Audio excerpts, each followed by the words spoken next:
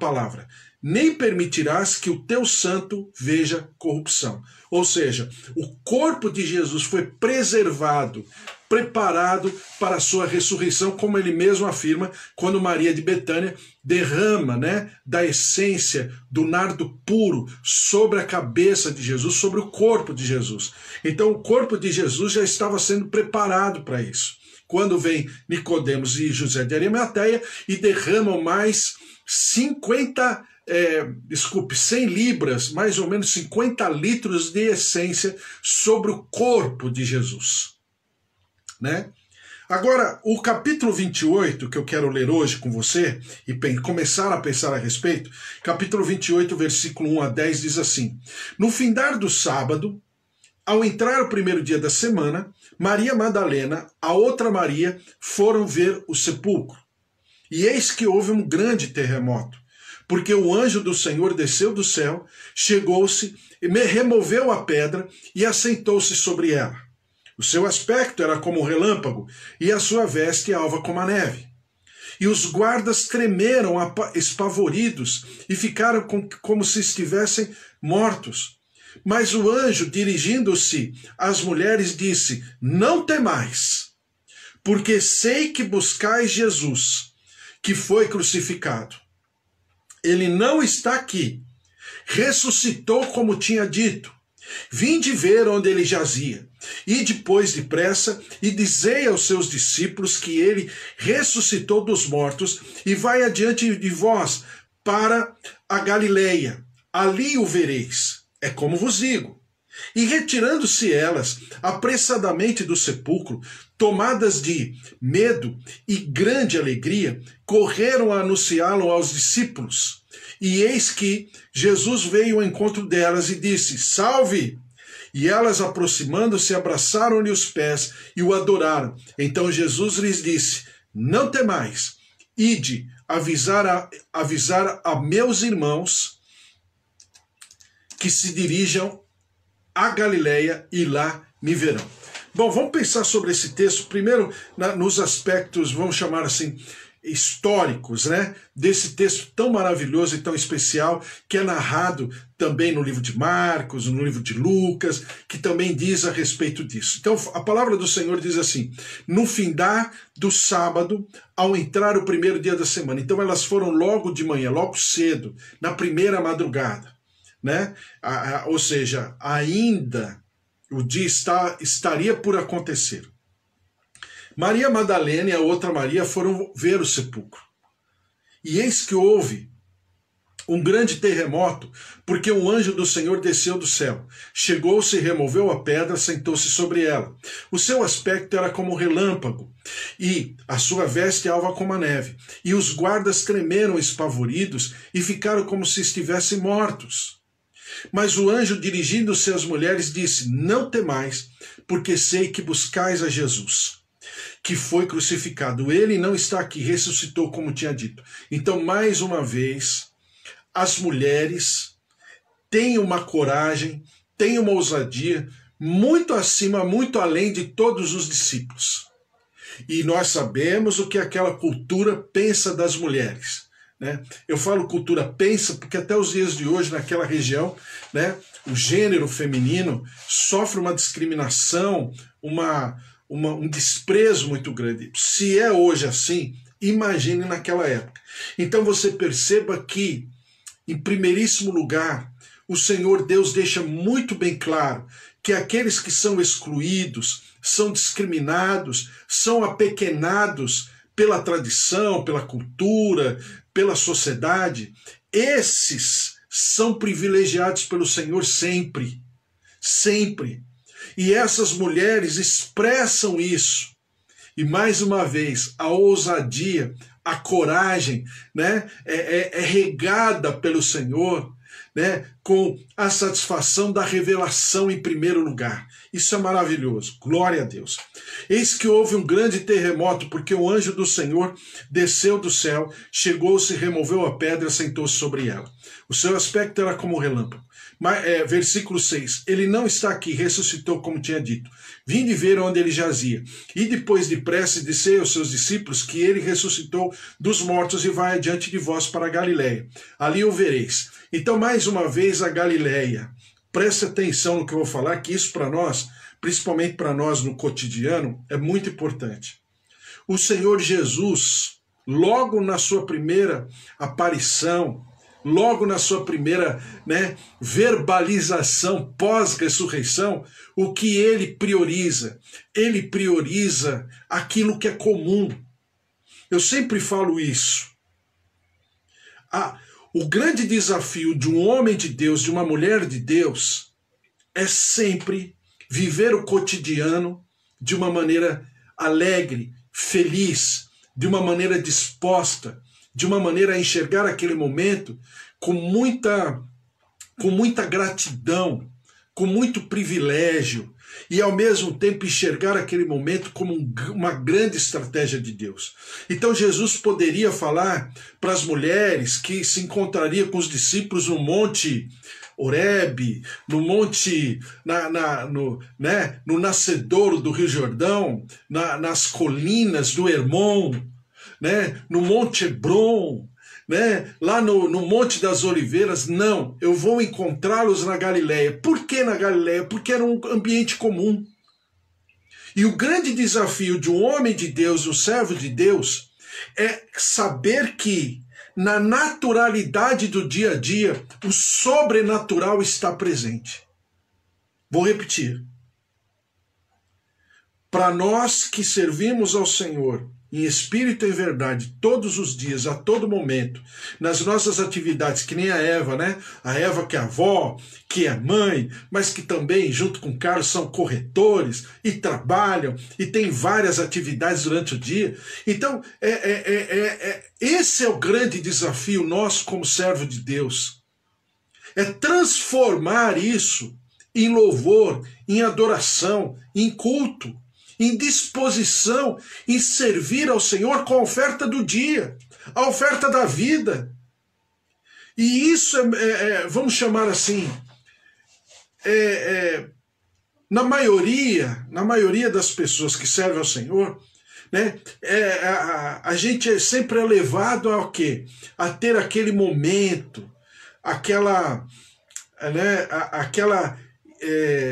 aquele ambiente, aquele cenário, né? Aquele evento.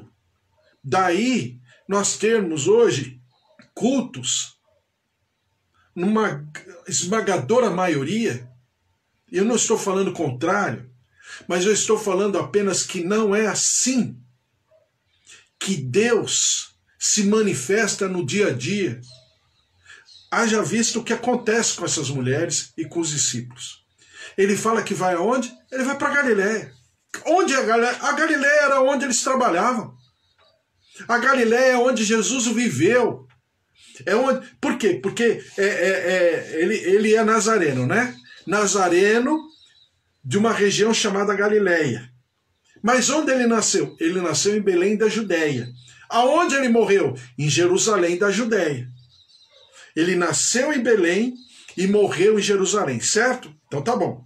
Então, se ele nasce em Belém e morre em Jerusalém, entre aspas, o melhor lugar seria encontrá-los exatamente naquele lugar. Mas não. Ele fala e ele chama os seus discípulos de amigos, né? Então ele fala, e em outro texto ele chama de irmãos. Então ele fala o quê? Olha, fale aos meus irmãos que os encontrarei aonde? No ambiente do trabalho, no cotidiano familiar, né? André, Pedro, Tiago e João eram daquela região, seus pais eram da região, a maioria dos discípulos foram arregimentados, foram arrebanhados naquela região. Jesus se criou naquela região, Jesus cresceu naquela região. Então, eu acho esses detalhes da palavra do Senhor tão edificantes, porque não é necessário desculpe o termo, uma pirotecnia. Não, fala para os meus irmãos que eu vou encontrá-los ali, naquele ambiente tão cotidiano. Alguém poderia falar na rotina do dia a dia, no bom sentido rotina, né? Na rotina do dia a dia.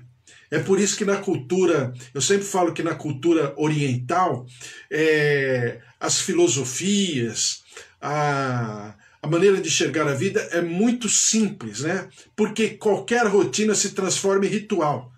Então, para mim, por exemplo, que pode ser uma rotina tomar chá às 5 horas da tarde, porque é uma questão de hábito, para ele já vira ritual. O ritual do chá. Por quê? É valorizar o simples.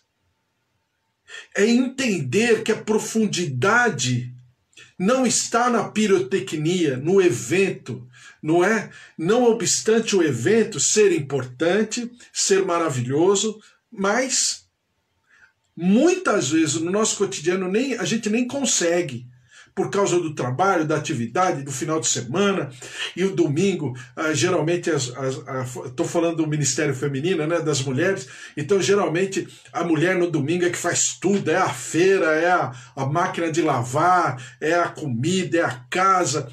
Então nós temos que trabalhar isso. Por quê? Porque o entretenimento nem sempre ele estabelece um nível de profundidade, né, diferente, porque é um evento, porque é um entretenimento. Mas o cotidiano, o dia a dia, é que faz toda a diferença. Por quê? Porque na minha vida, Jesus queria estar com eles no seu cotidiano, no seu dia a dia. Aliás, Jesus se manifestou no cotidiano deles, não foi no trabalho deles? Não foi, aliás, foi num dia até meio frustrante. Meio não, totalmente frustrante. Foi um dia que Pedro não havia pescado nada. Então é ali, é aquele momento. E transformar aquele momento, como eu sempre oro aqui no final do nosso bate-papo, eu sempre oro e falo, olha, que esse domingo, e vou falar hoje de novo, seja memorável, inesquecível, especial. Eu sempre cumprimento você começando o dia como? Falando assim, olha, que dia especial é esse? O dia que o Senhor preparou, o dia que o Senhor preservou, reservou, o dia que o Senhor havia estabelecido, escrito, é esse dia. É agora, é já.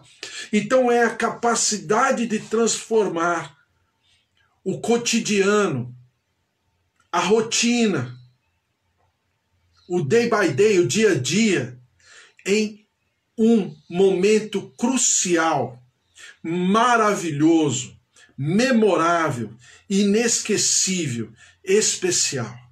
Então, para mim, quando eu leio esse texto, eu sempre penso assim, meu Deus, como é maravilhoso saber que existe o monte, saber que existe o evento, saber que existe o entretenimento, são maravilhosos, especiais. Há 2 semanas atrás, né, eu fui com as minhas filhas na Sala São Paulo. Nós fomos assistir, né, foi a primeira vez, depois de tanto tempo, que a gente foi na Sala São Paulo. Faz 3 anos que praticamente eu não saía, né? 2 anos e pouco, né? Depois da pandemia e tal, nós não saímos mais. E nós fomos na Sala São Paulo assistir, né? Porque a gente gosta, né? Um recital, né, de câmara sobre com as cordas lá, violinos, violoncelo e tudo, e baixo, o contrabaixo e tudo aquilo. Foi maravilhoso. É muito bom, é bom. Mas o cotidiano, o dia a dia, ele é desafiador, ele é desgastante, ele é difícil. Mas quando a gente transforma aquilo num louvor, numa adoração, é um mover maravilhoso de Deus. Então o que Jesus fala, vou me encontrar com eles na Galileia. É como vos digo, diz o anjo, né? E retirando-se elas apressadamente do sepulcro, tomadas de medo e grande alegria, correram a anunciá-lo aos discípulos. E eis que Jesus veio ao encontro delas. Eu acho isso maravilhoso. Jesus veio ao encontro delas. Jesus falou para o anjo falar, o anjo fala, mas ele não se contém, ele mesmo vai se encontrar com elas, exatamente por causa dessa aliança, dessa vida abundante, desse momento inesquecível que é aquele momento. E a palavra do Senhor fala, e disse, salve, e elas aproximando-se, abraçaram-lhe os pés e o adoraram. Exatamente aquilo que fala a passagem lá em Mateus capítulo 2, quando a gente começou a ler o livro de Mateus, quando os magos do Oriente adoraram ao Senhor Jesus naquele momento, ainda um bebê, uma criança de colo, né? Então, mais uma vez agora, Mateus começa e Mateus termina em adoração, a adoração ao Senhor, a adoração àquele que era, é e que há de vir, o nosso Redentor, o nosso resgatador, o nosso libertador, o nosso Senhor Todo-Poderoso, que fez o céu e a terra, mas se fez fraco. E se fez um Deus tão fraco que morreu, mas ressuscitou ao terceiro dia. E a palavra do Senhor fala, e eis que Jesus veio ao encontro delas, e aproximando-se, abraçaram-lhe os pés e o adoraram. Então Jesus lhe disse, não temais, ide avisar a meus irmãos. E ele fala novamente sobre a Galileia. Ide avisar a meus irmãos que se dirijam a Galileia e lá me verão. Então, quando o Senhor colocou no meu coração, né, logo no comecinho da pandemia, para que nós pudéssemos viver esse momento de comunhão todos os dias, de segunda a segunda, e eu me propor orar por você todos os dias da minha vida, significa que nós precisamos sim ser vamos dizer assim, uma verdade espiritual por onde formos, por onde nós estivermos, mas sempre lembrando que o que nos levará à vitória é viver o cotidiano como se fosse um grande dia, um maravilhoso dia, como diz uma música americana, né? O Happy Day, um dia feliz, um dia que o Senhor preparou, por mais aos nossos olhos cotidiano que seja, por mais rotineiro que seja, cabe a você transformar esse dia, inspirado pelo Senhor, fazendo com que o natural seja completamente sobrenatural. E aí é um exercício, é um desenvolvimento, é uma disposição, né, em fazer e trazer o sobrenatural, trazer o céu para a terra. Eu só posso viver o céu na terra se eu quiser. Não tem como. Esses eventos maravilhosos, muito especiais, são bons, mas o dia a dia é o meu grande desafio, porque eu preciso viver, nós precisamos viver, você precisa viver de tal maneira que você alcance um coração sábio, um coração consistente, impregnado da glória, do poder, do mover do Senhor, o Espírito Santo agindo através de você, com cura, com saúde, com palavra de sabedoria, com palavra de discernimento, de conhecimento, a presença, o poder de Deus se apoderando de você, e você por onde for, no seu trabalho, no seu dia a dia, no cotidiano, na louça, no lavar da louça, no fazer da comida, no cuidar da tua casa e da tua família, se posicionar de tal maneira que, como diz Pedro lá falando a respeito da esposa, né, que no seu honesto proceder, sem palavras, você possa ganhar a todos que estão ao teu redor pela maneira de ser. Isso é muito mais importante do que pura e simplesmente um evento, um entretenimento. É muito bom, mas leva 2 horas só, 3 horas, não muito mais que isso. Mas o teu dia a dia é a tua vida. E a tua vida é que precisa estar em culto, em louvor, em adoração ao Senhor às 24 horas do dia. Né? Eu sempre falo, o Senhor não está preocupado nem com o início, com o começo de tudo, e nem com o final, porque ambos estão debaixo completamente do controle dele. Mas o processo, ele é trabalhado a quatro mãos. Ele manifestando a sua palavra, a sua vontade e criando o ambiente. Eu fazendo, realizando, trabalhando, me propondo, me dispondo, me entregando, tomando a cruz, como diz Jesus, né, para ser discípulo dele. Primeiro, negar-me a mim mesmo e tomar a minha cruz. Então é exatamente essa questão maravilhosa que, num primeiro momento, eu vejo tão importante, porque no livro de Mateus é repetido o nome Galileia, né? Por quê? Porque era onde tudo começou, foi onde tudo se desenvolveu, e agora era onde tudo seria inaugurado para uma nova etapa, um novo tempo. A igreja estava sendo fecundada nesse momento, né? A Trindade já estava gestacionando e já estava, né, dando à luz a igreja. Aonde? No cotidiano, no dia a dia, na disposição de transformar aquele dia como se fosse um grande evento. E é assim que nós devemos viver. Por isso, que você seja fortalecido na tua fé, na tua capacidade de crer, na tua capacidade de viver e entender que você viverá todas as promessas do Senhor sem pestanejar. Por quê? Porque aquele que te chamou é o mesmo que vai te capacitar. E aquele que te chamou e capacitou é o mesmo que cumprirá com toda a sua promessa e todas as suas palavras em nome de Jesus. Vamos orar, colocar tudo isso diante do Senhor. Hoje é dia de Santa Ceia, às 4:30 da tarde. Se você quiser, pega um copinho aí de suco de uva, um pedacinho de pão, e nós vamos comemorar juntos a ceia do Senhor.